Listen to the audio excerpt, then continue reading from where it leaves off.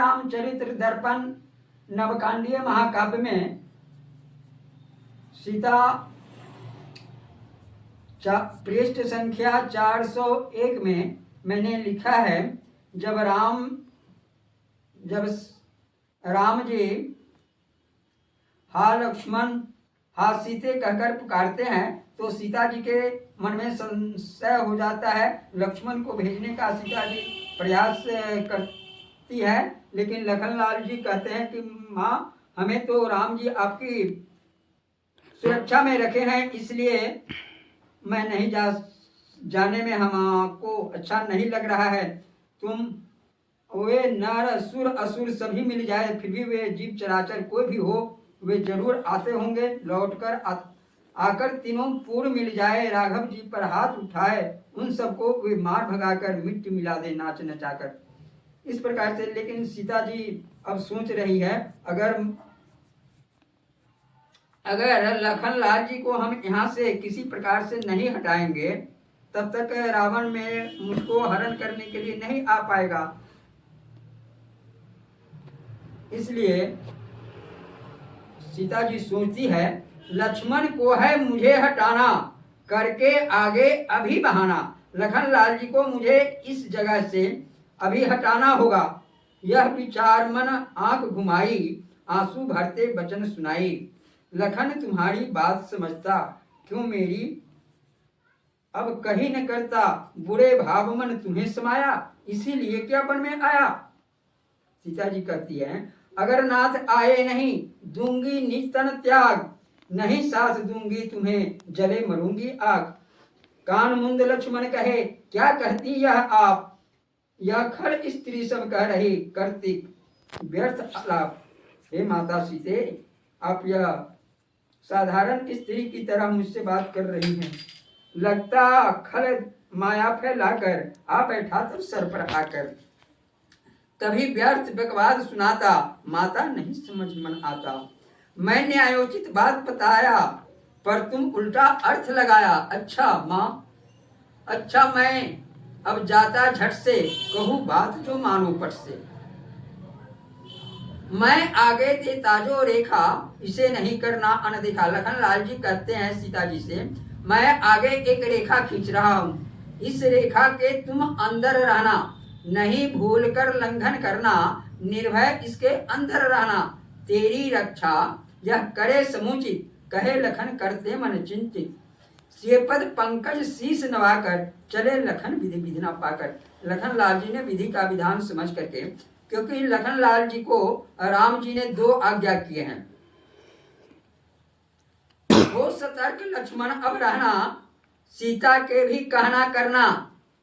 हो सतर्क लक्ष्मण अब रहना, सीता के भी कहना करना। लखनलाल, मैं तो इस कुटिया से अब जा रहा हूं, तो सीता की रखवाली भी करना और सीता जो कुछ कहे उसकी आज्ञा को भी मानना।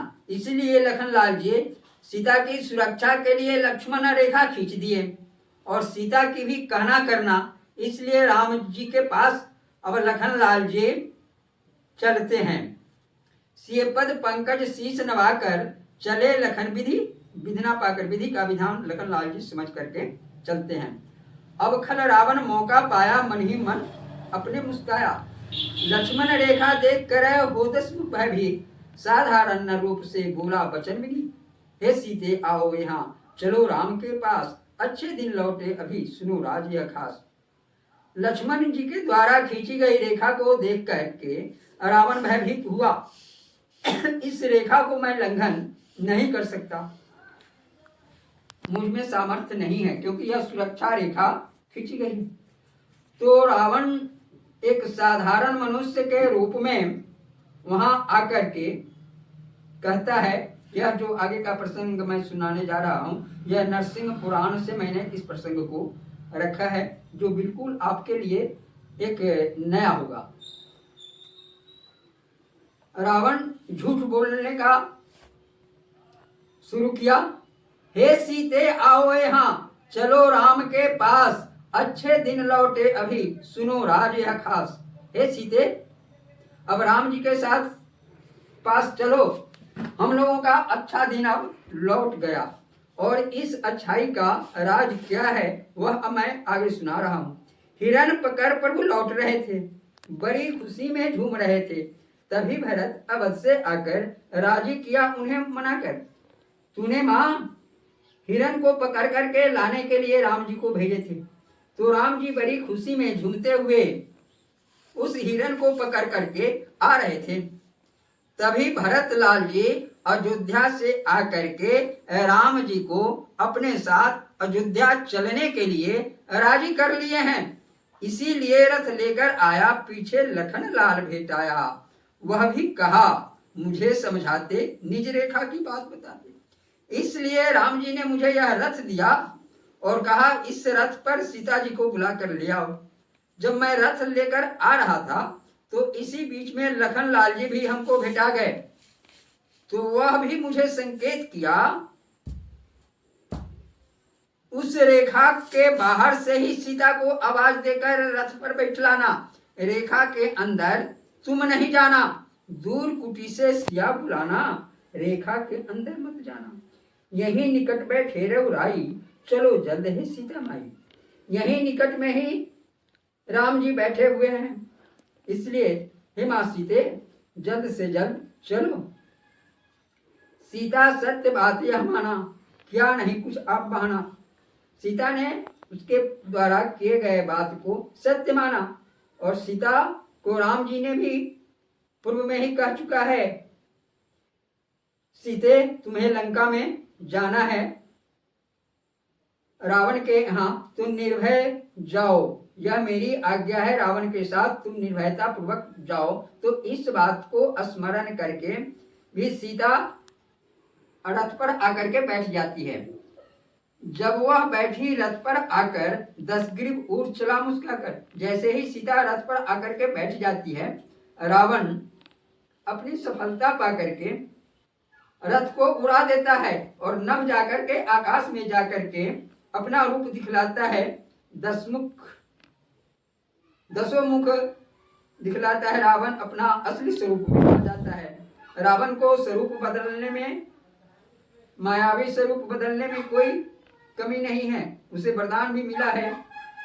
अब सिया भयभीत हो भारी, अब सीता जी भयभीत हो गई, लीला तो करनी है ना, तो इसलिए भयभीत है। अब सिया भयभीत हो भारी, लगी बकने उसको गाड़ी, अरे छली क्यों छल कर आया, मुझको अपना रथ बैठाया। राम लखन जल्दी से आओ, इस धूर्त से मुझे बचाओ, छल कर अपने रथ बैठाया।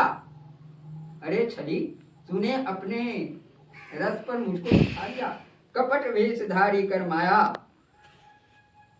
हाय लखन, लखन लाल जी ने रेखा के अंदर रहने की बात कही है और मैं रेखा को बाहर आ गया।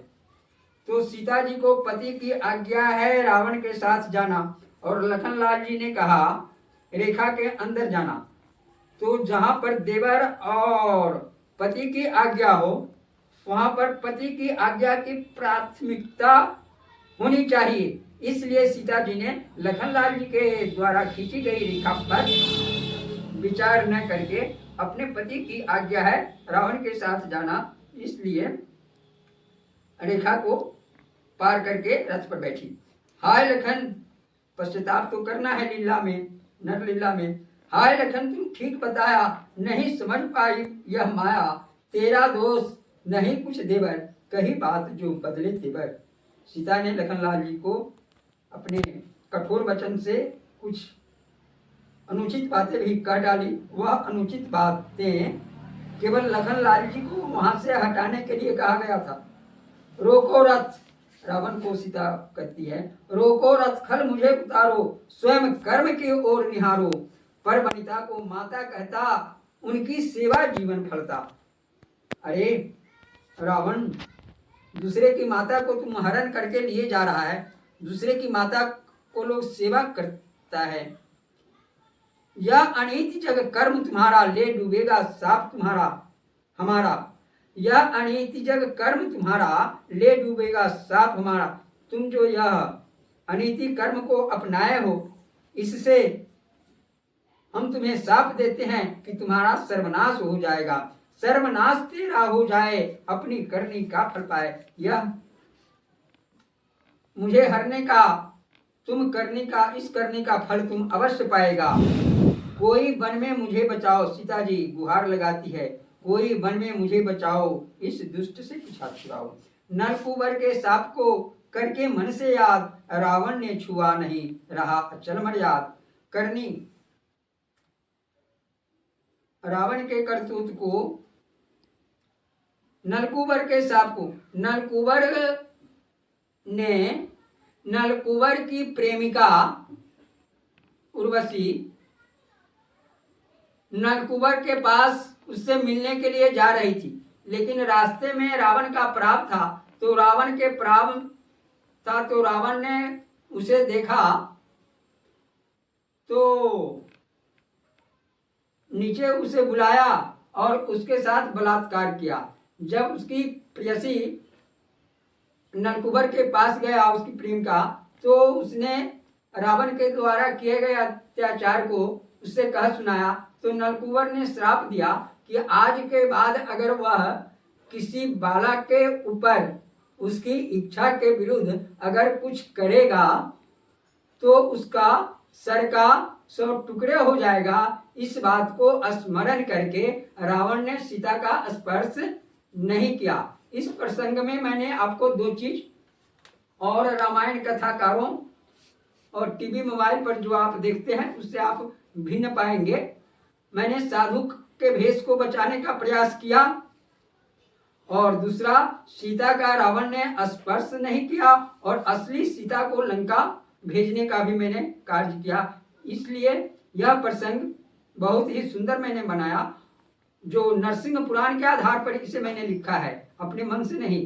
तो अब वहां अशोक वाटिका में मंदोदरी ने सीता का अगवानी करके अशोक वाटिका में रखा। आपको यह प्रसंग श्री सीता रामचरित्र दर्पण में वर्णित यह प्रसंग आपको कैसा लगा? यह प्रसंग यदि आपको अच्छा लगा हो तो इसे देखते हुए अवश्य सर्किल चार्ज करेंगे।